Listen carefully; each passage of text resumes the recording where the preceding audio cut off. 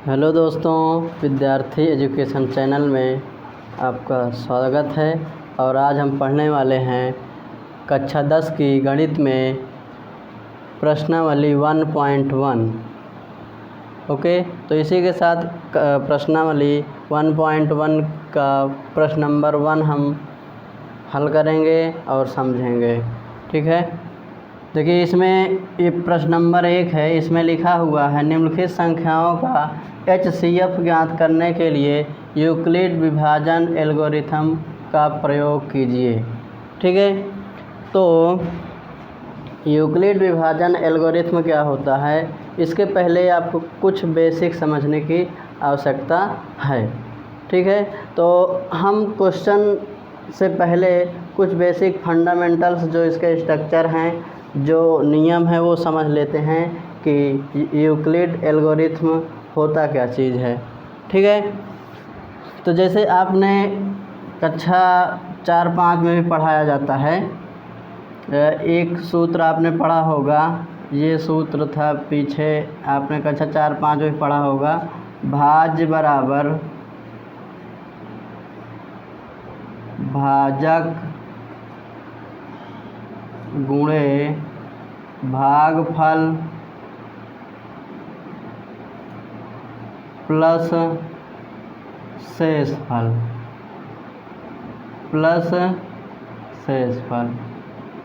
ठीक, ये है आपका यूक्लिड विभाजन एल्गोरिथम का सूत्र। इसी को हम अगर किसी वेरिएबल्स में हम देखें तो इसको इस तरह से लिखते हैं, A बराबर BQ प्लस R।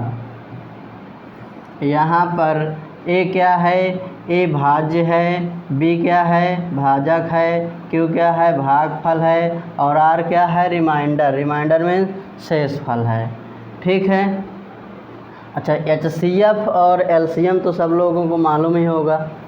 ये तो कक्षा 3-4 में पढ़ाया जाता है, लासा मासा जो होता है। ठीक, तो HCF, जैसे आपको HCF नहीं पता है तो हम देखते हैं कि HCF क्या होता है। HCF का फुल नेम होता है HCF। इसको अगर फुल नेम देखें तो इसका होता है हाईएस्ट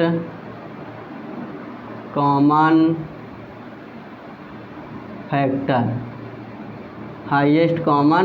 फैक्टर। और LCM लासा जिसे कहते हैं आप हिंदी में, लोवेस्ट कॉमन मल्टीपल होता है। इसका फुल नेम है लासा मासा है। तो यहाँ पर आपको HCF ज्ञात करना है, मतलब मासा ज्ञात करना है। जैसे आप कक्षा 3-4 में पढ़ते थे, उसमें गुणनखंड विधि, भाग विधि होता था।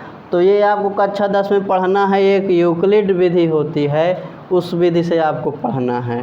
ठीक है, तो ये फार्मूला आप लोग नोट कर लीजिएगा। अब आगे हम चलते हैं, देखते हैं।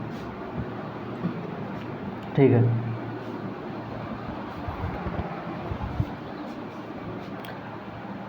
अब हम डिस्कस करेंगे प्रश्न नंबर 1 का पहला क्वेश्चन।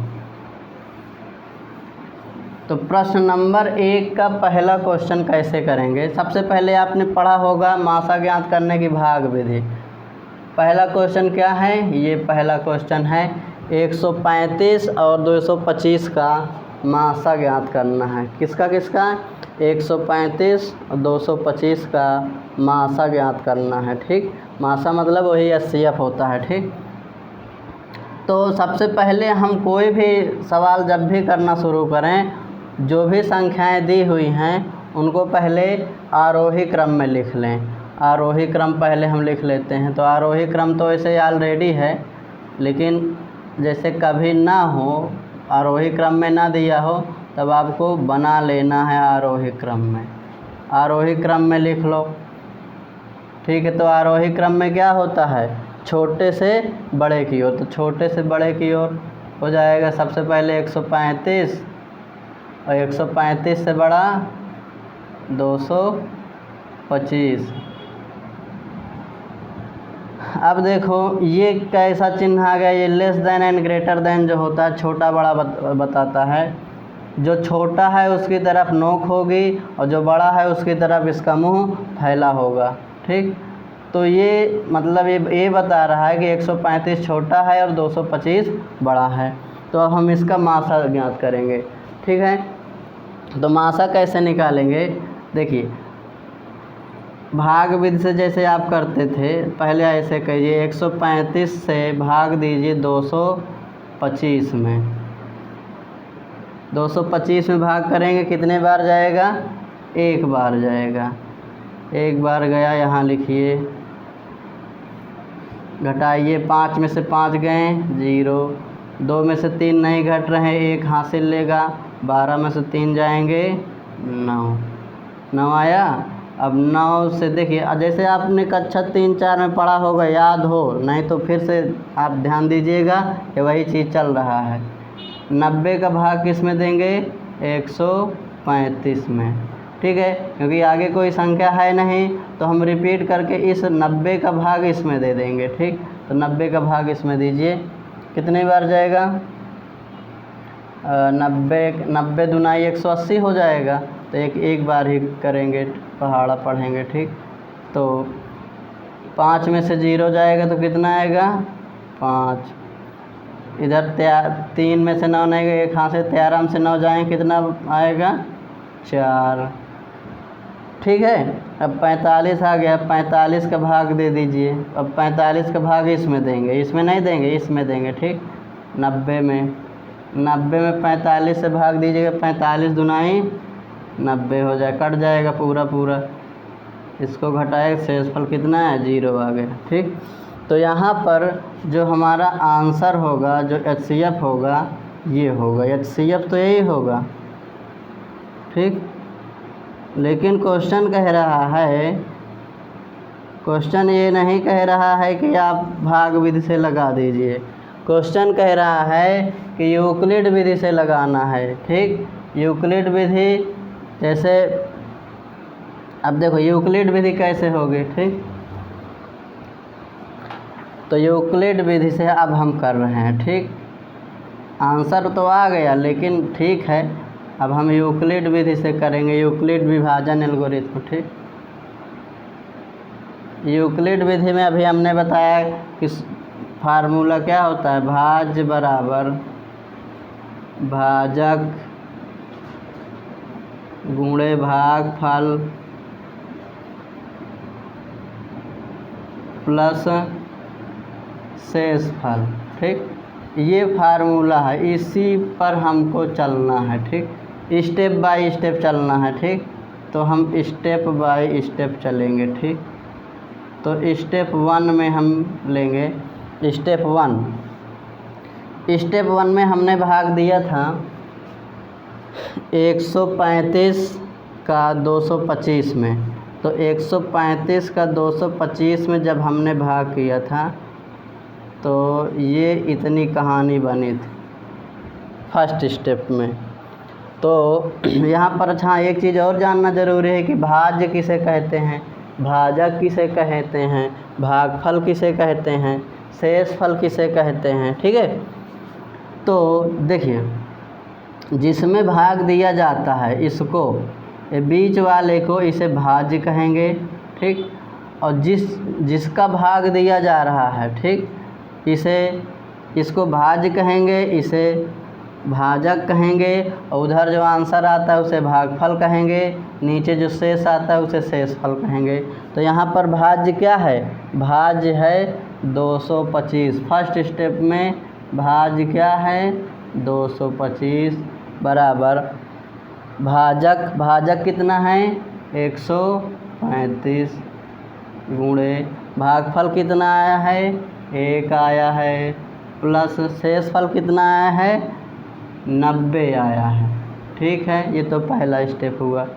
ठीक है, अब स्टेप 2। देखो, ये स्टेप लिखना ज़रूरी नहीं है कि हर बार आप लिखिए, लेकिन हम समझाने के लिए स्टेप बाय स्टेप बता रहे हैं। नहीं, आप तो ऐसे ही कर सकते हैं, 90 से फिर यहाँ से कर दीजिए।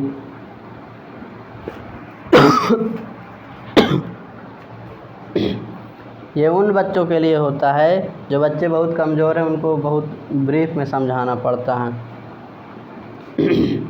देखिए अब यहाँ से देखिए स्टेप 1 ख़त्म। अब सेकेंड स्टेप में आएंगे यहाँ से। अब 90 का भाग दिया गया है 135 में। 135 में जब भाग दिया गया तो भागफल 1 आया है, शेषफल 45 आया है। तो स्टेप 2 में यहाँ पर भाज्य क्या है 135 बराबर, फिर भाजक कितना है, भाजक यहाँ पर 90 है और भागफल कितना है 1 है, शेषफल कितना है 45 है। ठीक, चलो अब इसी तरह से स्टेप 3 कर लीजिए। स्टेप 3 में आइएगा तो स्टेप 3 कहाँ जाएगा जी,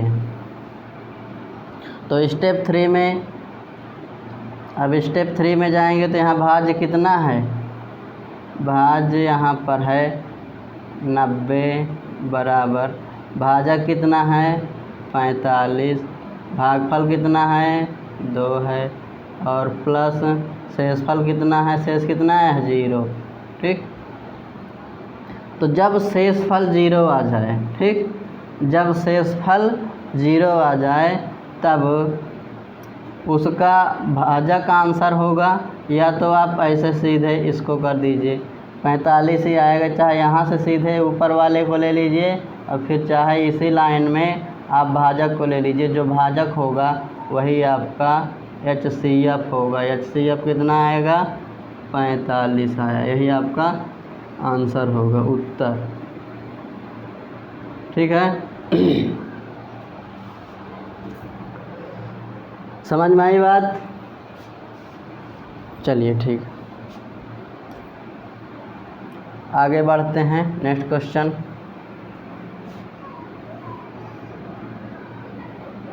अगर किसी को नोट करना हो तो नोट कर सकते हो, वीडियो को रोक कर अपना स्क्रीनशॉट ले लीजिए, जैसे भी करना हो पढ़ सकते हैं, उसमें कोई दिक्कत नहीं है।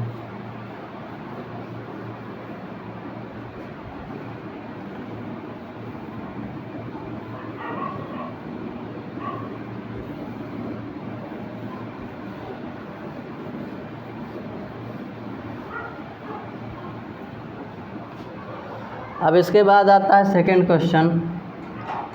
सेकंड क्वेश्चन आता है, क्योंकि क्वेश्चन बड़े बड़े होते हैं इसलिए हम यहाँ से स्टार्ट करेंगे। ठीक है,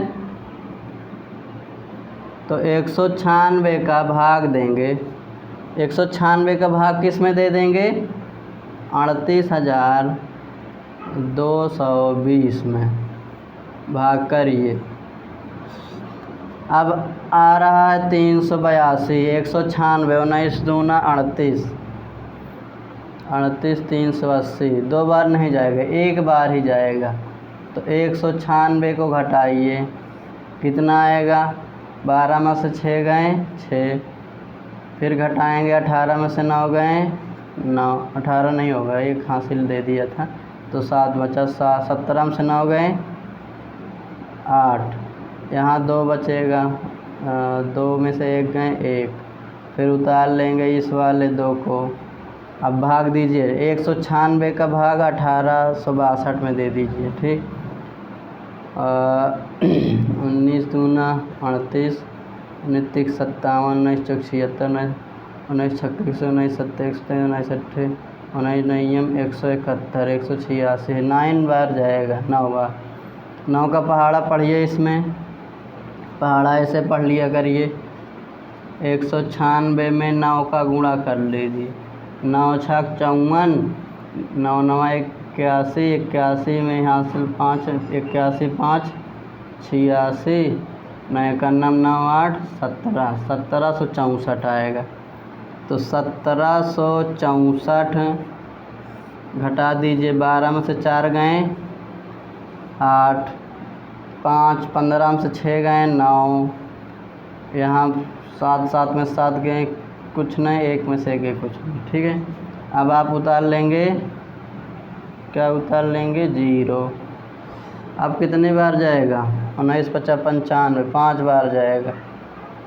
5 छक्का, जैसे जितनी बार ले जाना उसका पहाड़ा पढ़ लिया करिए, इसमें ऐसे गुणा कर लिया करिए। जैसे 5 का हमने किया तो 5 की गुणा कर लीजिए। 5 छक्का 30, 5 9 45, 3 48 की 8, हासिल लाएँ 4, 5 91 5 4 9, 980, तो 980 आएगा। 980 में से 980 गए 0 आएगा, तो एक बार में ही कट गया। तो एक ही बार में अगर कट गया तो यहाँ पर आंसर यही होगा। लेकिन क्वेश्चन कह रहा है कि हमें ऐसे नहीं लगाना है, हमें कैसे लगाना है, यूक्लिड विधि से लगाना है। ठीक है, तो यूक्लिड विधि से कैसे लगेगा? यूक्लिड कह रहे हैं, यूक्लिड एक गणितज्ञ थे जिन्होंने ज्यामिति की रचना की, ज्यामिति के जनक कहलाते हैं। ठीक, चलिए हाँ ठीक है।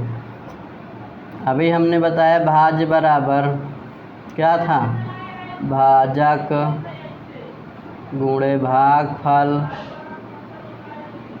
और प्लस शेषफल, इसी पर आधारित सारी चीज़ें हैं। अभी यूक्लिड में जो आप पढ़ रहे हैं सब इसी पर आधारित है। यहाँ पर भाज्य कितना है, 38,220, 38,220 बराबर भाजक कितना है 196 और भागफल कितना है 195 प्लस शेषफल कितना है 0। और जब शेषफल 0 हो गया तो उसका जो भाजक होता है, भाजक कौन है, यही वाला है, वही आंसर वही 80F होगा। तो यहाँ से 80F कितना आया 196, क्योंकि इसमें 2-3 लाइन तो है नहीं, एक ही लाइन में सब इसका काम तमाम हो गया। ठीक है, चलिए अब आगे सवाल डिस्कस करते हैं, क्योंकि क्वेश्चन ज़्यादा हैं और टाइम कम है, क्योंकि अगला वीडियो भी अपलोड करना रहता है, हमें काम रहता है और भी। ठीक है, समझ में आए बच्चों? अगर समझ में आता है तो लाइक करें और सब्सक्राइब करें और वीडियो को जितना ज़्यादा हो सके शेयर करें। हम रेगुलर एक अच्छी सी वीडियो लाते रहेंगे और उसमें आपकी एक एक्सरसाइज कंप्लीट सॉल्व कराते रहेंगे। ठीक है,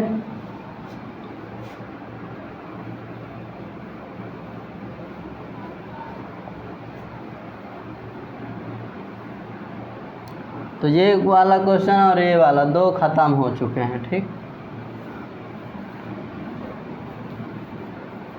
और एक बात और दें, ये NCERT बुक है। ठीक, NCERT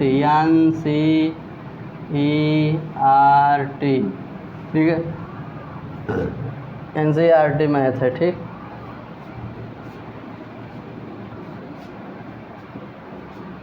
चलिए देखिए 867 और 255।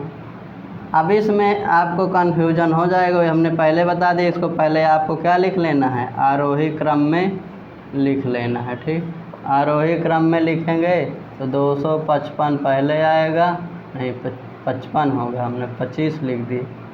255 पहले आएगा और इससे बड़ा तो है क्या 867। इनका मासा निकालना है तो 255 का भाग दे दीजिए 867 में। कितनी बार जाएगा, 2 चौको 8, 4 बार तो जाएगा नहीं, क्योंकि 3 बार ले जाइए। 3 बार ले जाने का मतलब है कि 255 में 3 से गुणा करना पड़ेगा। कितना आएगा, 3 पचे 15 और 3 पचे 15 1 16, 3 दूना 6 1 7, 765। देखिए हम गुणा करके बता रहे हैं एक छोटी छोटी चीज़ें, क्योंकि यहाँ हमें पढ़ाना है। ठीक, हमें यहाँ अपना टैलेंट नहीं दिखाना, क्योंकि क्लास 10th के बच्चे हैं, उनको ब्रीफ में पढ़ाना रहता है। ठीक, और डिटेल में एक छोटी से छोटी चीज़ को बताना रहता है। ठीक है, तो 3 से मल्टीप्लाई किया तो कितना आता है 765। ठीक है, घटाइए, 7 में से 5 गए, कितना आया 2। ठीक, अब यहाँ से कितना 6 में 6 जाएंगे, कुछ नहीं। 8 में से 7 जाएंगे, 1 आएगा। ठीक। अब 102 का भाग देंगे किस में, 255 में। इसको हटाइए, इसको रफ माने, इसको रफ कर रहे हैं, ठीक। जैसे आप लोग रफ में करते हैं, गुणा भाग कर लेते हैं अलग से, वैसे यही चीज़ आप रफ अलग कर किया जाता है। 102 से भाग देंगे तो 102 दुनाई 204 हो जाएगा, 2 बार चला जाएगा, तो यहाँ कितना आएगा 204। गुणा कर लीजिए ऐसे, अगर किसी को दिक्कत है, नहीं समझ में आया तो 2 से गुणा कर लीजिए। 2 दूना 4, 2 0 0, 2 1 9 2, 204 आएगा, तो 204 हमने लिखा। अब घटाएंगे, 5 में से 4 गया 1, 5 में से 0 गया 5, 2 में से 2 गया, ख़त्म। अब 51 बचा, 51 का 102 में भाग करो, 51 दूना 102 होता है। ये घटाएंगे तो शेषफल 0, और जब तक शेषफल 0 ना आ जाए तब तक करते रहना है, ठीक है।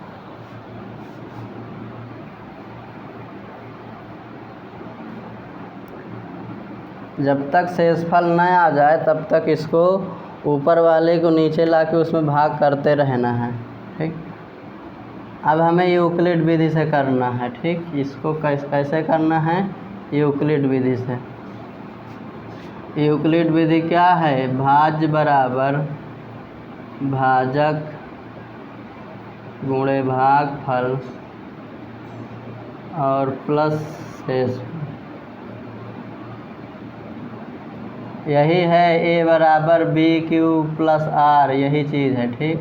बुक में ये लिखा हुआ है a बराबर बी क्यू प्लस आर, तो इससे घबराना नहीं है, ठीक।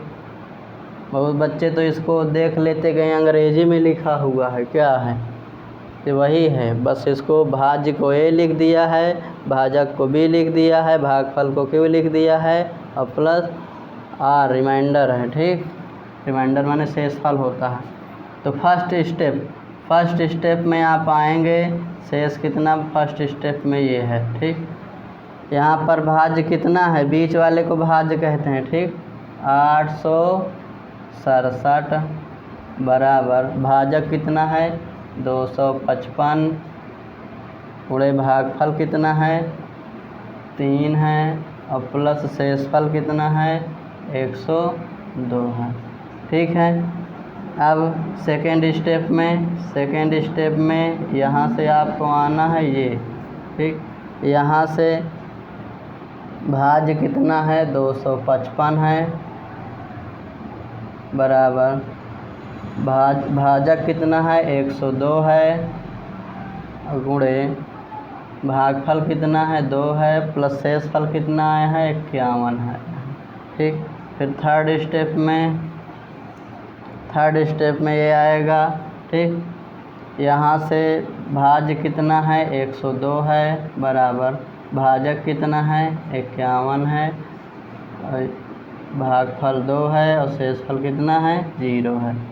इस तरह से अब देखो 0 के ऊपर वाला आंसर होगा, ठीक। 0 के ऊपर वाला, या तो आप कह सकते हैं इसके इसी लाइन में ये जो भाजक हो गए है, चाहे उसको ले लो चाहे इसको, आंसर तो सेम ही रहेगा, ठीक। तो यहाँ पर जो HCF आएगा वो कितना आएगा 51, ठीक। यही आपका उत्तर है, ठीक। हाँ, समझ में आई बात, ठीक है।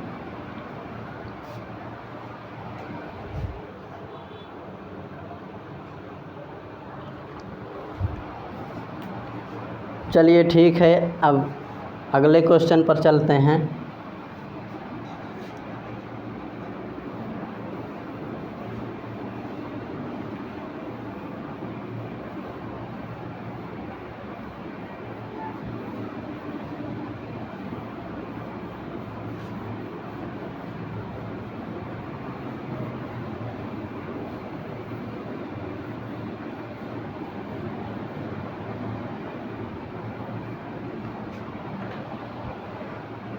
देखिए इसके बाद में है अगला क्वेश्चन।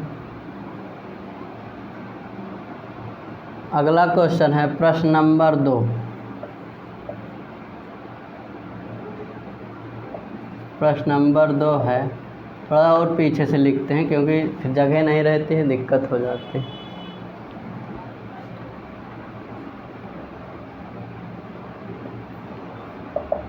कह रहा है दर्शाइए कि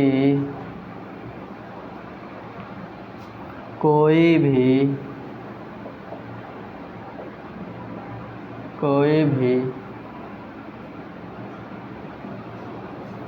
धन विषम पूर्णांक विषम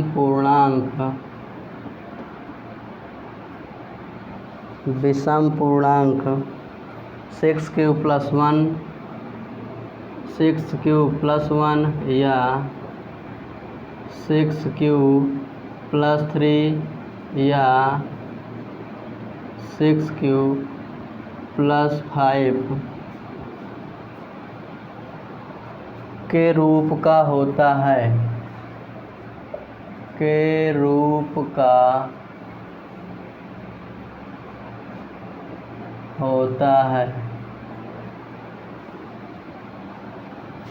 जहाँ Q कोई धन पूर्णांक है, जहाँ Q कोई धन पूर्णांक है।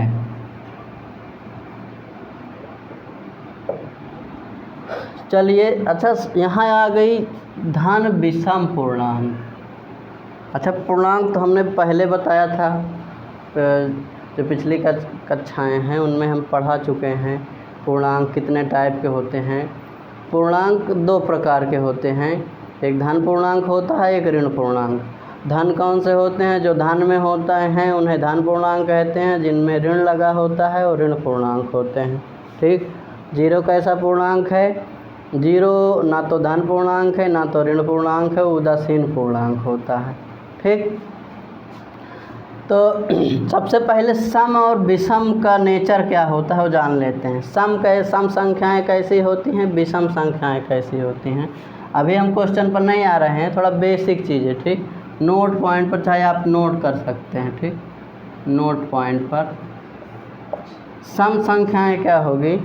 वे संख्याएं जो 2 के मल्टीपल में होंगी, यानी वे संख्याएं जो 2 के गुणन में होंगी या 2 से पूरी कट सकती हैं, वो सम संख्याएं होंगी। ठीक। मतलब 2 के गुणन में अगर जैसे 2x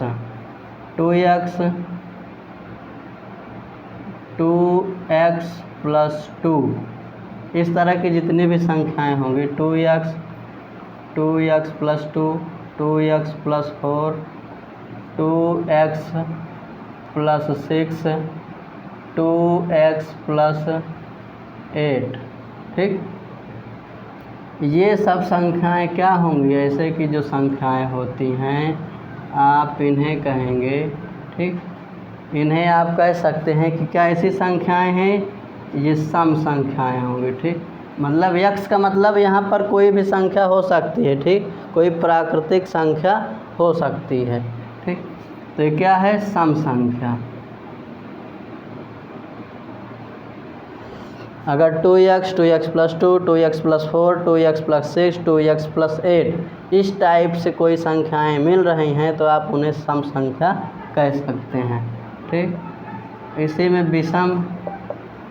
विषम संख्याएं कैसी होंगी? 2x प्लस 1,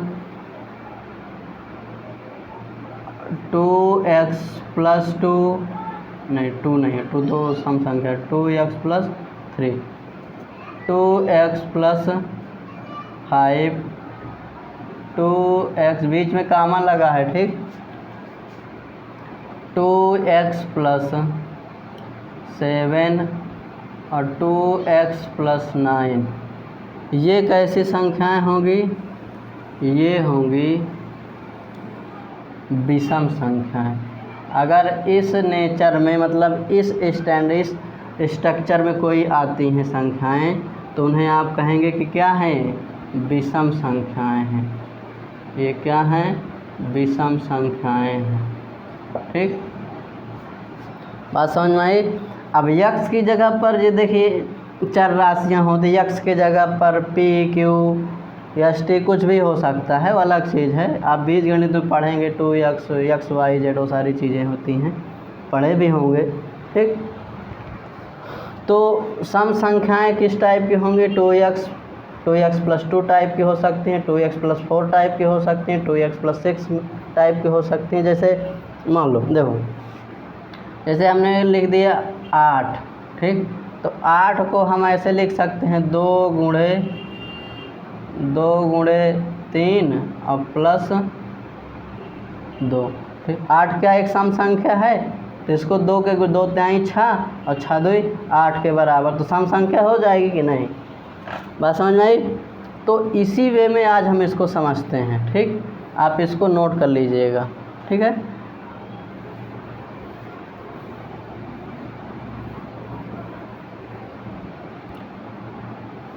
देखिए सबसे पहले जब किसी संख्या का, ठीक, जब किसी संख्या का, जैसे हम ये कहें कि हमने 6 से किसी संख्या में भाग दिया है, ठीक, सपोज दैट कोई संख्या, कोई भी संख्या x रही होगी, ठीक, हमने 6 का किसी में भाग दिया, ठीक, तो इधर भागफल कुछ भी y आ सकता है, ठीक, लेकिन ये निश्चित है कि यहाँ पर जो शेष आएगा वो 6 से 1 कम होगा, ज़्यादा नहीं होगा, वो 6 से 1 कम हो कर के 5 तक हो सकता है, ठीक।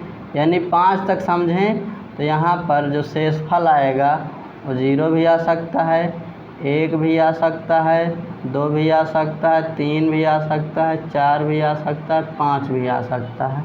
6 नहीं आएगा, क्योंकि 6 आएगा तो फिर कट जाएगा, ठीक। जैसे 6 आ गए तो 6 का अन्नम 6, फिर तो भाग फिर से चला जाएगा ना। तो जो शेष आ सकता है वो 5 तक आ सकता है, ठीक। शेष कितना आ सकता है, 5। अगर 6 से भाग दे रहे हैं तो 5 तक। यानी आप जैसे आपने सपोज दैट 100 से किसी संख्या में भाग दिया तो उसका शेष 1 कम, यानी 99 तक 0 से लेकर 99 तक आ सकता है। 99 से ज़्यादा नहीं शेष आ सकता है, ठीक है। तो चूँकि देखिए यहाँ पर जो